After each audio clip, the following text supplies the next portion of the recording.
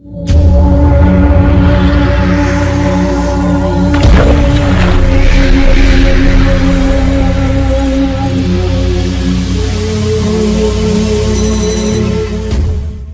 up guys, Aaron here, back with another video, and in today's video we're going to be doing a speed test as well as checking the benchmarks on the Apple iPhone 5S versus the Apple iPhone 6 versus the Apple iPhone 6 Plus versus the Retina iPad mini. Now we're going to go ahead and run the speed test as well as the benchmarks twice.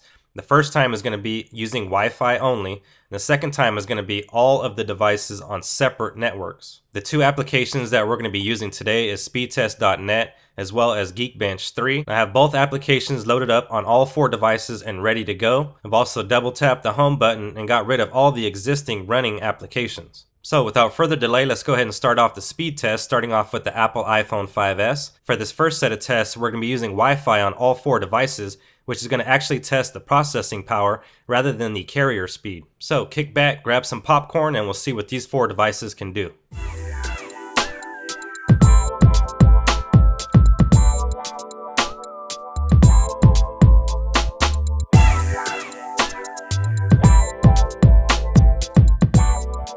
So go ahead and pause the video here and check out all of the scores for yourself for all four devices. Next up, we're going to go ahead and run a benchmark on all four devices using Geekbench 3. And just a quick reminder, all four units are on Wi-Fi.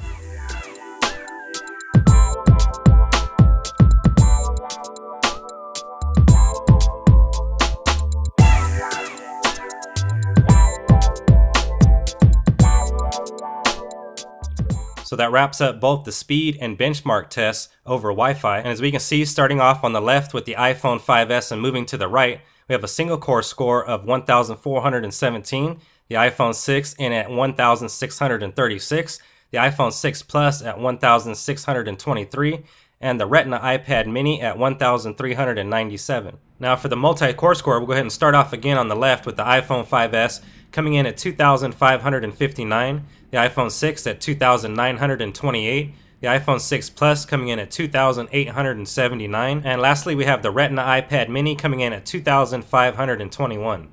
Now we're going to go ahead and run the same two tests, which is going to be another speed test and another Geekbench 3 test, this time over the carrier network on each device, aside from the iPhone 5S, which is on Wi-Fi, which in return still leaves the devices running on all separate networks. Feel free to pause the video and check out the results for yourself. And lastly is our Geekbench 3 results on all four devices running on different networks. And let me clarify something real quick. What I mean by different networks is that they're all running individually and not running on a Wi-Fi network.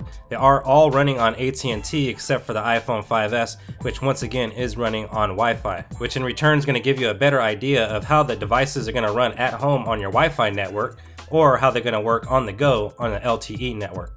So that's the reason why we ran both samples of both tests using Wi-Fi as well as the network connections, and all four devices have finished up the Geekbench 3 test. Starting off on the left with the iPhone 5S, we have a single core score of 1,406, the iPhone 6 coming in at 1,636, the iPhone 6 Plus at 1,596, and the Retina iPad mini at 1,397. And in terms of the multi-core score, once again starting off on the left with the iPhone 5S, we have a total score of 2,546, the iPhone 6 coming in at 2,930, the iPhone 6 Plus at 2,856, and lastly we have the Retina iPad mini coming in at 2,515. Anyways guys, that's going to do it for me on this one. This has been the speed and benchmark test comparison video between the Apple iPhone 5S, the iPhone 6, the iPhone 6 Plus, and the Retina iPad mini. If you have not yet subscribed to the channel, now's a great time to do so. I'd like to thank you guys for watching. As I mentioned earlier, my name is Aaron, and I'll see you guys on the next one.